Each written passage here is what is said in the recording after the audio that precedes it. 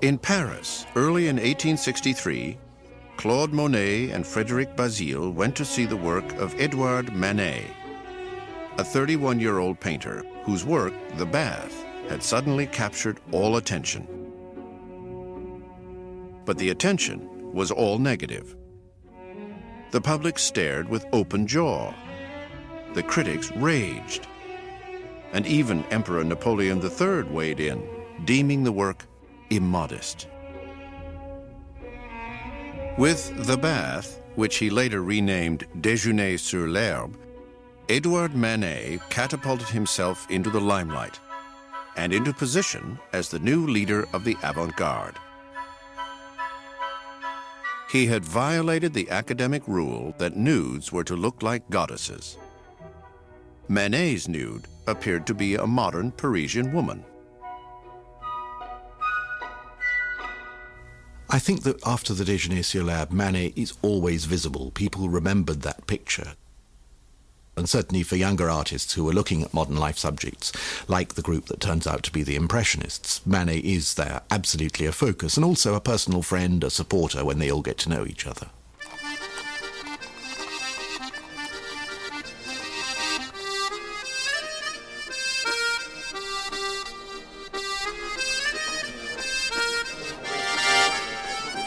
And they all got to know each other at the Café Gerbois. Claude Monet brought his friends, Sisley and Bazille, as well as Renoir and Pissarro. Édouard Manet was a fixture there. And Manet's friend, the painter Edgar Degas, often showed up, started an argument, and then left in the middle of it. Manet had first met Degas at the Louvre in 1861. For Degas, the Louvre was the Holy of Holies. It was his temple. He wasn't a religious man, but if he had a religion, it was art, and that's where he went to worship and pay homage. He would go there regularly to copy, to draw, all the way through his life. The masters must be copied again and again. And only after having given every indication of being a good copyist can you reasonably be given leave to draw a radish from nature. Edgar Degas. Degas had first applied to copy the masters at the Louvre a decade earlier, just after he'd finished his schooling in 1853.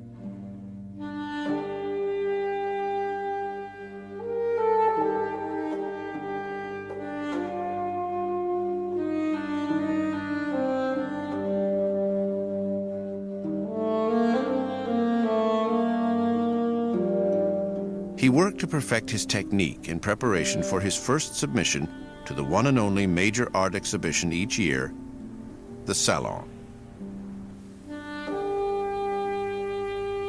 But a year passed, and then another, and Degas seemed unable to paint anything he thought satisfactory. His father, Auguste, who had been supporting his grown son with an ample allowance, grew impatient. Our Raphael is still working, but he has yet to turn out a finished product. Meanwhile, the years are slipping by. Auguste Degas. Auguste was a banker who seemed to pay more attention to Renaissance art than to managing finances. Edgar Degas' mother, Célestine, had died when he was only 13 years old. And Edgar, the oldest of 5 children, seemed to keep his grief to himself. Frankly, Degas lacked love. He grew up, I think, emotionally stunted, for want of a better word, and perhaps he never really caught up. He never really made good. Degas got his own studio in 1859 and spent much of his time there alone. It seems to me, Degas said, that if one wants to be a serious artist, one must constantly immerse oneself in solitude.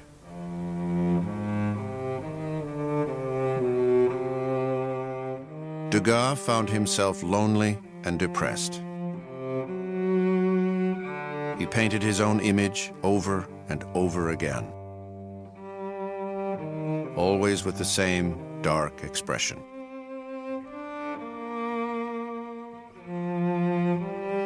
He was easily discouraged, doubted his own ability, worried endlessly.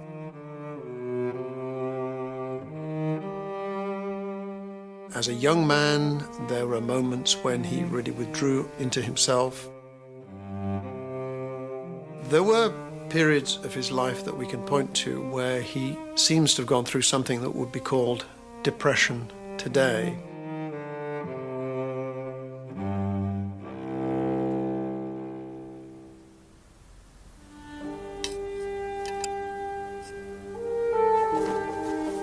He continued to paint history painting after history painting. And he still was not satisfied with his work. Degas would make sketch after sketch, revise, make preliminary compositions, revise again.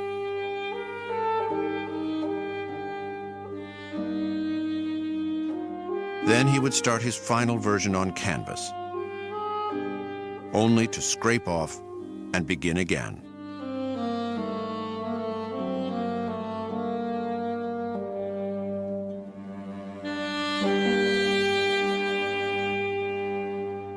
What Degas was trying to do was probably impossible. One side of him was telling him as a young artist he needed to paint these big, grand, ambitious compositions in a rather traditional manner, which would go in the salon and announce his talent. Another part of him was pulling him in a completely different direction. He was getting interested in modern life painting, and that dichotomy that he had his feet still in the past, but his artistic world was that of the modern late 19th century, was tearing these pictures apart in some ways. Degas kept on creating history paintings, but he also began, in the autumn of 1861, to paint modern subjects. Degas enjoyed the horse races and endlessly sketched scenes at the track. But instead of placing the horses in the midst of a mythical battle, Degas painted them as he saw them.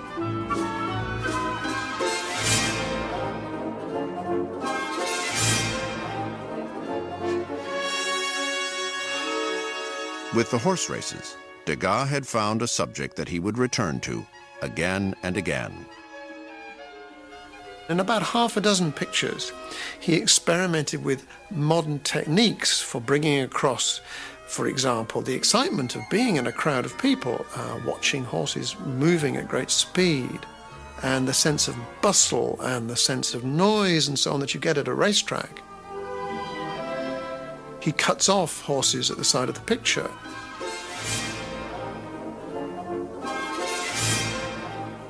He puts in bright colours in the jockeys' shirts and in the saddles, etc. He's really trying to make new, lively, quite disruptive painting.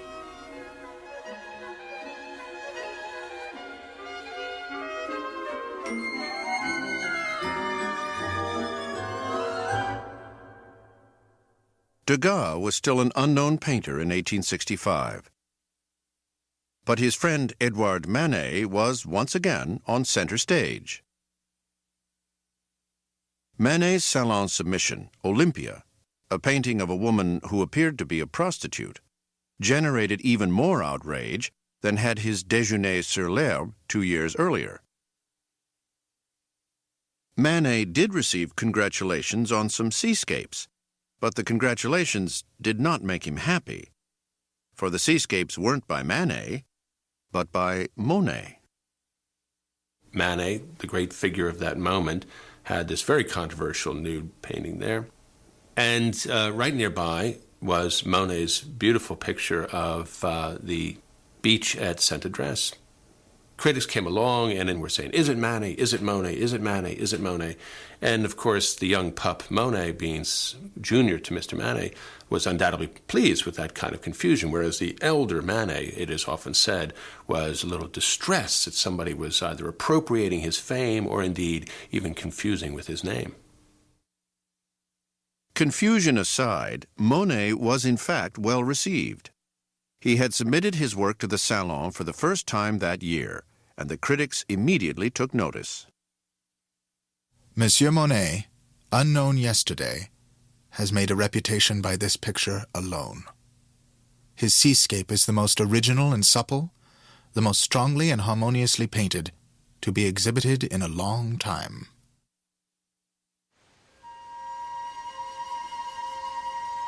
The praise lifted his spirits, but it did not fatten his wallet. Monet was low on money. But this didn't stop him from making big plans. From Paris, he traveled to Fontainebleau Forest, where he began work on a large-scale painting for the Salon. He would name it Déjeuner sur l'herbe, luncheon on the grass. Monet hoped the painting would make him famous. But this time, his outsized ambition would get the best of him.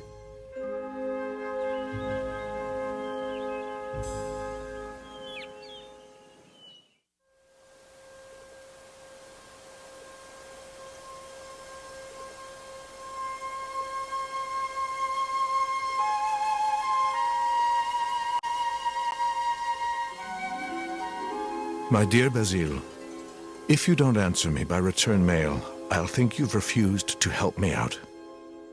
I'm in despair. I beg you, my dear friend, don't leave me in the lurch.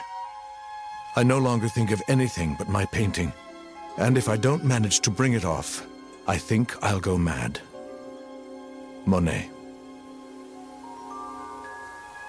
Claude Monet was in Fontainebleau Forest in the summer of 1865, waiting for Basile to come pose for his new painting. While he waited, he painted the effect of light filtering through leaves, and he painted studies in preparation for a work he would call Déjeuner sur l'herbe.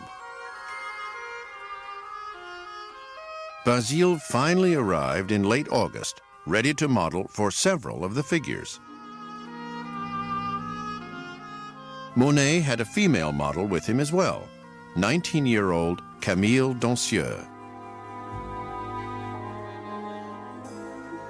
He was doing something that was really insanely ambitious. He was trying to do something that would, in some ways, outshadow Manet's famous Déjeuner sur l'herbe.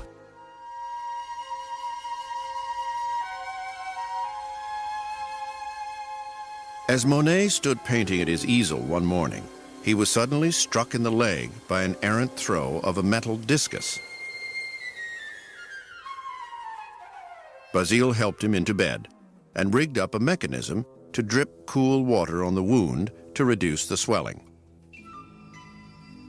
With Monet unable to stand on his injured leg, the only artwork that got finished was Basile's The Improvised Field Hospital, painted in their room at the inn Lion d'Or.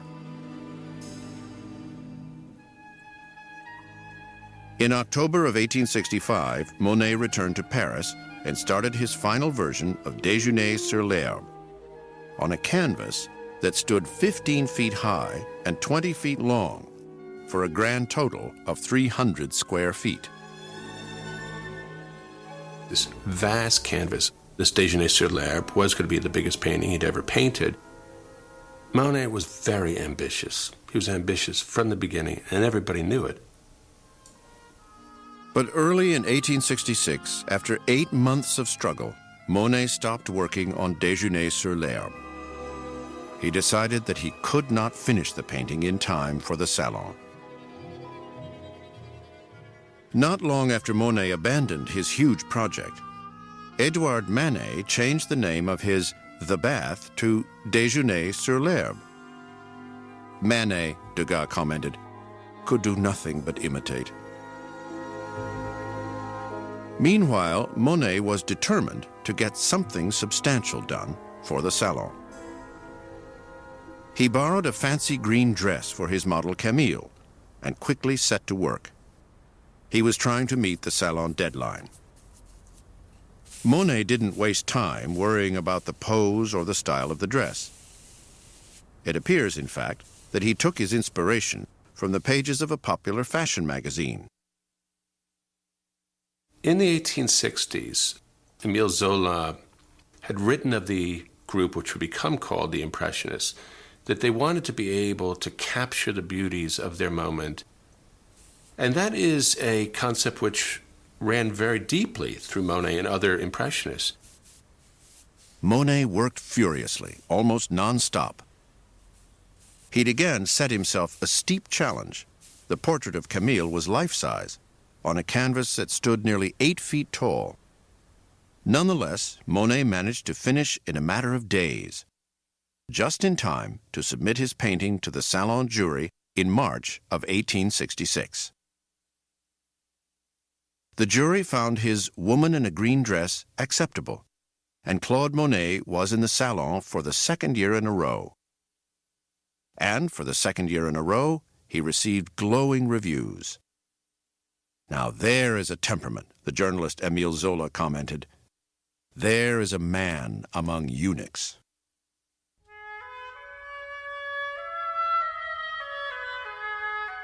With the help of the favorable notices, Monet was able to sell several paintings. With money in his pocket, he traveled to Ville d'Avray to paint for the summer. Monet wanted to take the idea of painting out of doors, en plein air, to a new level. Claude Monet was ready to make a clean break with the past.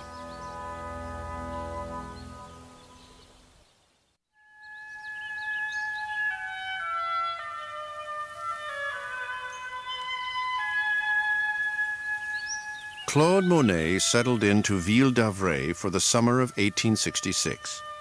With him was his young model for Woman in the Green Dress, Camille Dancieux. Only by now she was more than just his model. She was his mistress.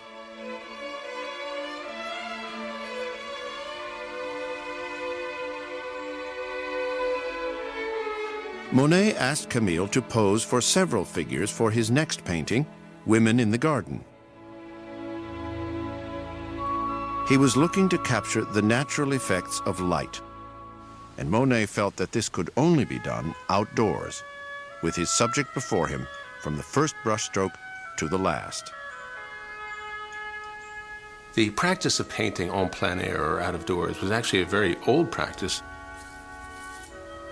But when Monet decides to paint pictures exclusively out of doors, not touched up in the studio, that was radical.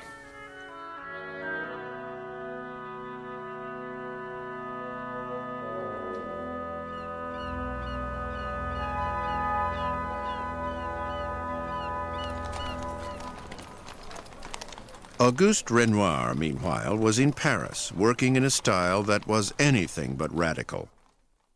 He was making a history painting portraying Diana, the goddess of the moon and hunt. He's still looking to make a name for himself in some ways in the traditional way. He's still looking to paint on a scale that will be acceptable at the Salon. Renoir has no safety net. His parents, who are retired in Louvciennes, as far as I know, he never asked them for a penny for his art. Late in March of 1867, Renoir and Monet submitted their work to the Salon, and they were both rejected.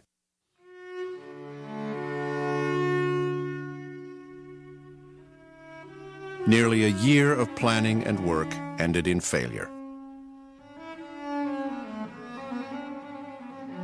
To the Salon jury, their paintings simply were not academic enough. Even Renoir's history painting, Diana, was rejected because it did not have the perfectly blended colors and smooth surface that was demanded by the jury. Without a showing at the Salon, Renoir and Monet had little hope of making any money off their year's work. And Monet desperately needed money. his mistress Camille was pregnant. This time, Monet got lucky. He sold Women in the Garden for an incredible sum, 2,500 francs. The buyer was his wealthy friend, Frédéric Bazille. Bazille would pay Monet 50 francs a month out of his allowance. Bazille then wrote Monet's father on his friend's behalf, begging him to help his son.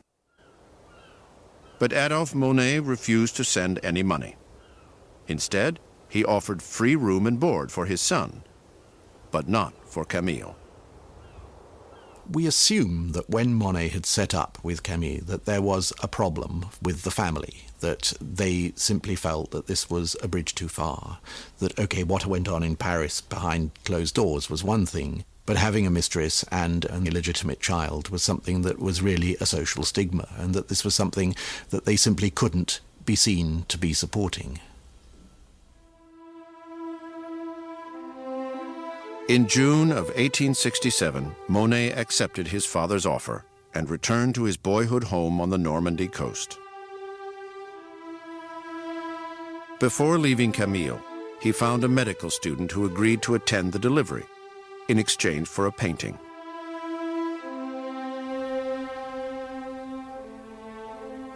On August 8, 1867, Camille gave birth to their baby, a healthy boy she named Jean.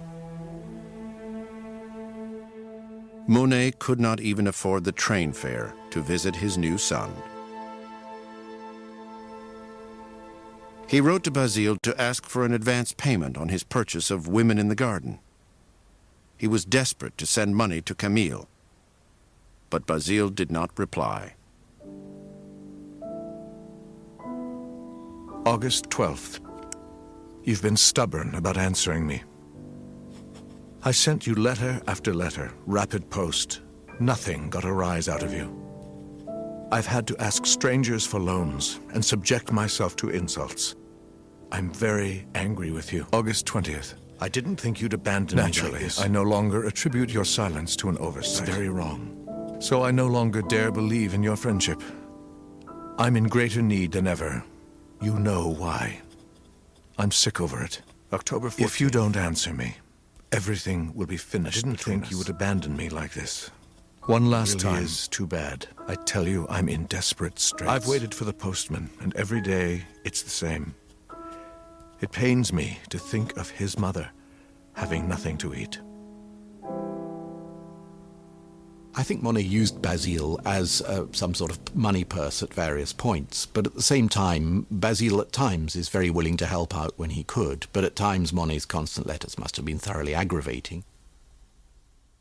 Early in 1868, Monet sold a still life and was able to rejoin Camille and their baby Jean. They settled at an inn where Monet planned to paint for the spring. But before long, he ran out of money yet again, and the innkeepers ran out of patience. They threw Monet and his little family out into the night without even allowing them to gather their belongings. Monet found lodgings for Camille and Jean, and then set out for Le Havre, where he intended to inquire about a commission. When he stopped to change trains, instead of continuing on to Le Havre, Monet began walking toward the Seine.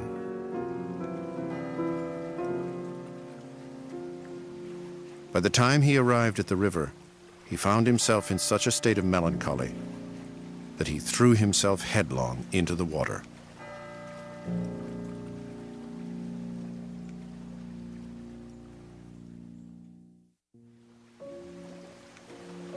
Claude Monet was 27 years old when he threw himself into the Seine.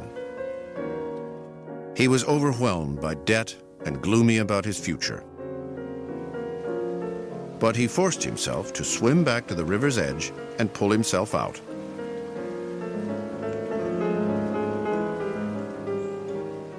The next day, Monet sat down and scribbled a short note to Bazille.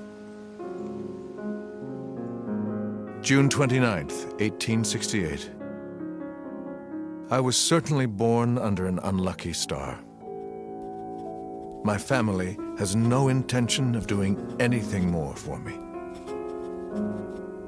I was so upset yesterday that I was stupid enough to hurl myself into the water.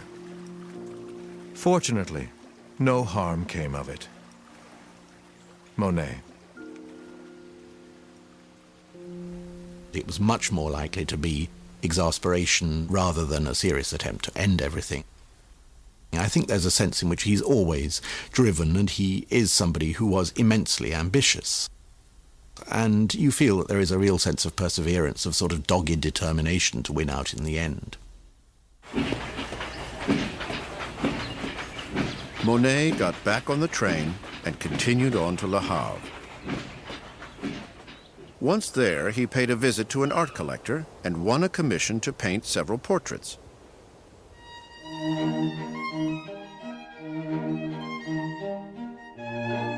To top it off, Monet sold 2 of his seascapes.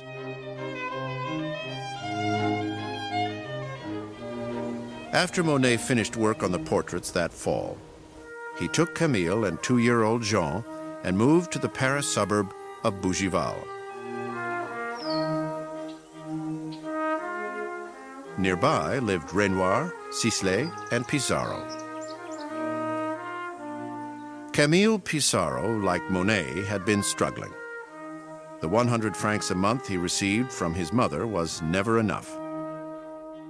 Pissarro had to support his mistress, Julie, and their 2 children.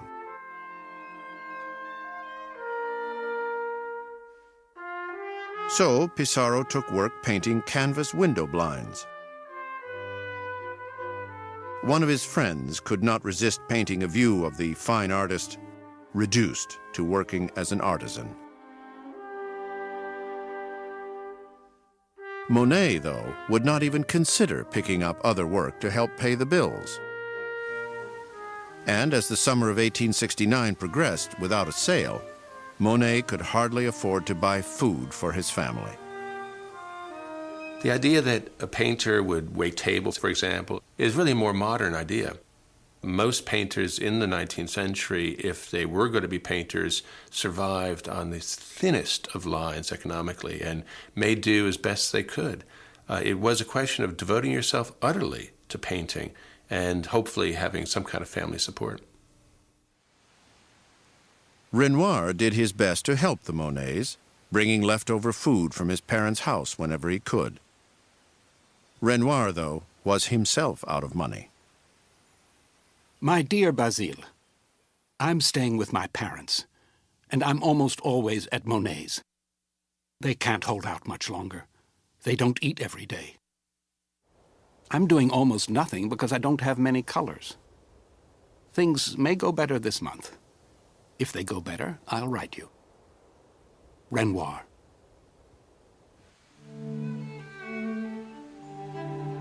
Meanwhile, Edgar Degas was able to concentrate fully on his art.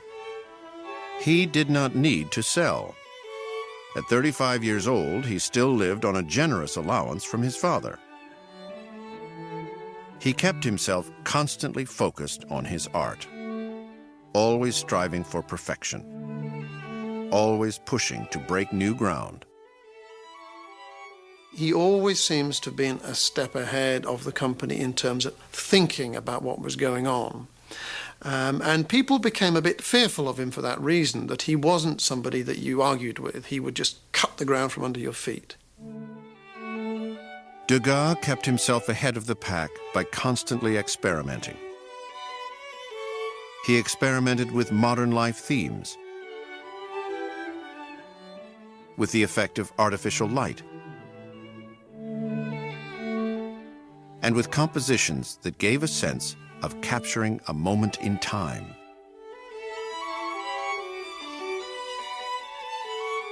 But by the late 1860s, Degas could no longer ignore the fact that something was wrong with his eyesight. Bright light pained him. One eye refused to focus. His eye doctor gave him bad news. Degas had an irregular field of vision in his left eye, and in his right eye, almost no vision at all.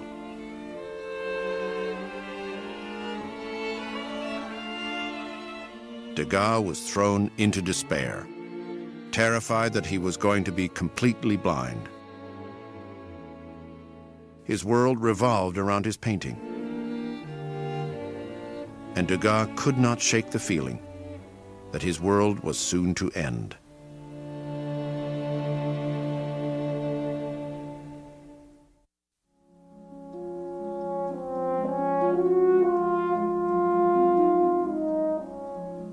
Edgar Degas was just in his 30s when his eyesight began to fail him. He was tormented by the thought that his art career was ending. He begins to worry that he's going to go blind and have periods of depression because, of course, it's the worst possible thing if you're an artist. You can argue that his awareness of his sight problems makes him a more interesting artist and maybe even a better artist because he thought about sight. When you read his notebooks, you get a sense of how he wants to do new things, to see the world at new angles, to look at the city from above, from below. He does this wonderful pastel, I think it is, of a circus performer suspended from the ceiling, but he gets her from below at a very odd angle. So he really wants to see things new, and I think a certain kind of objective distance. He doesn't want to make things pretty. Because he refused to make things pretty, he almost lost a good friend. On an evening in 1868, Degas visited with Edouard Manet. As always, Degas brought his sketchbook. And when Madame Manet, an accomplished pianist, began to play, Degas began to sketch. Degas returned to his studio to paint the scene. And when he was finished, he gave the work to the Manets as a gift.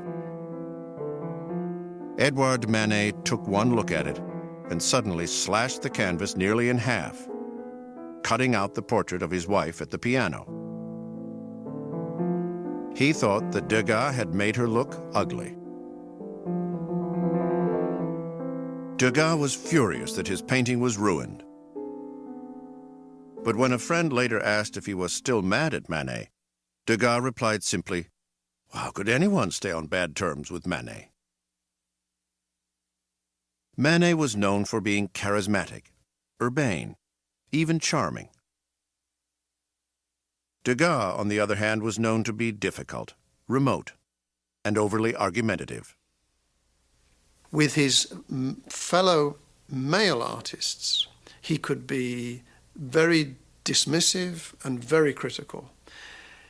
His relationship with the women artists he was meeting as a young man are slightly different. He was clearly attracted, for example, to Berthe Morisot, who was a very beautiful young woman, and she moved in a sophisticated, cultured family society. And he fell a little bit in love with her towards the end of the 1860s.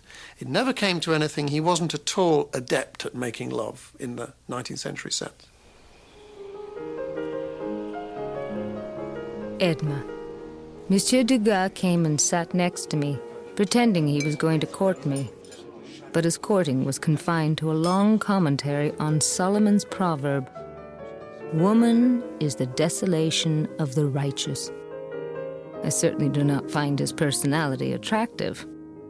He has wit, but nothing more. Your sister Berthe. Degas was a regular at Madame Morisot's Tuesday night dinners, and he would become lifelong friends with Berthe Morisot.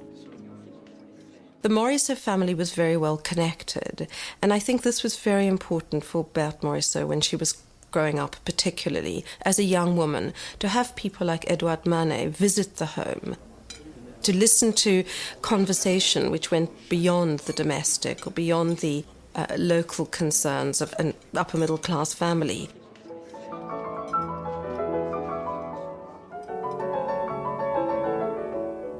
As teenagers in the 1850s, Berthe and her older sister Edma learned to paint. Like most other lessons girls of the Morisot's class received, their painting lessons were simply to allow them to appear well-rounded enough to attract a suitable husband. But Berthe and Edma took their art seriously. After they'd been painting for only a few years, Madame Morisot received a disquieting letter from their instructor. With characters like your daughters, my teaching will make them painters, not minor amateur talents. Do you really understand what that means? In the world of the grand bourgeoisie in which you move, it would be a revolution. I would even say a catastrophe.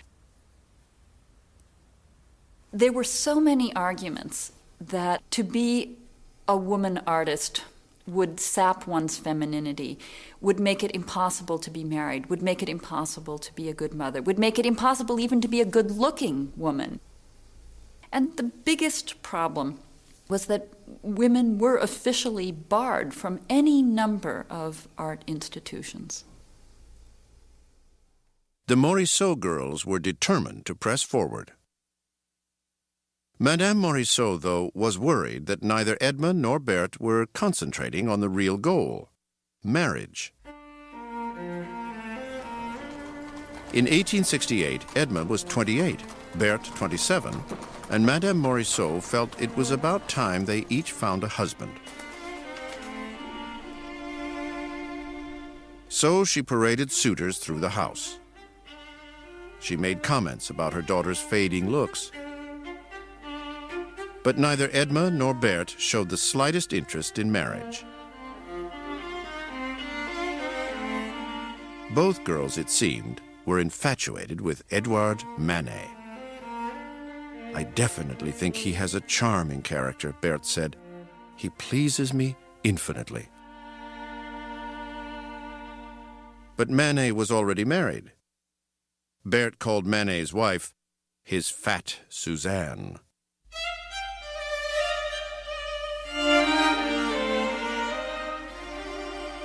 And when Manet accepted a young woman as his student, Berthe was instantly jealous.